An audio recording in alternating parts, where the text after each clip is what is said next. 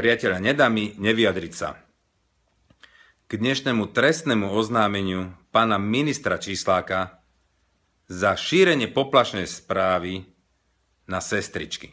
Viete, teraz nebudem hodnotiť ani sa vyjadrovať k protestu a k podaniu výpovedí zdravotných sestier, ale určite sa chcem vyjadriť k tomuto činu. Pre Boha, kde sme to dospeli, keď minister zdravotníctva takýmto spôsobom zneužíva proste tento problém a ide podať trestné oznámenie na sestričky? Toto je absolútna arogancia moci, takéto zastrašovanie tých sestričiek.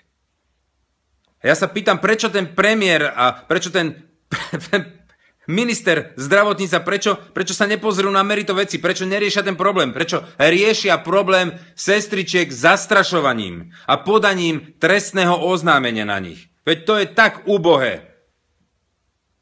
Prečo neriešite, pán minister, problém v zdravotníctve? Prečo ste doteraz nepodávali tie trestné oznámenia? To vám nevadili tie tendre, to predraženie tých CT prístrojov. Tam ste nebežali na tú prokuratúru. Tam ste nebežali podať trestné oznámenie. Vy sa nehambíte. Vy, ako chlap, idete teraz podať trestné oznámenie na sestričky. Vy sa nehambíte. Mali by ste sa radšej pozrieť na tých pucipajtášov vašich, čo tam rozkradajú to zdravotníctvo. Tam chodte podávať trestné oznámenia a nie na sestričky. Viete čo, toto je jedna veľká hanba. Hambite sa, pán minister. Fakt sa hambite.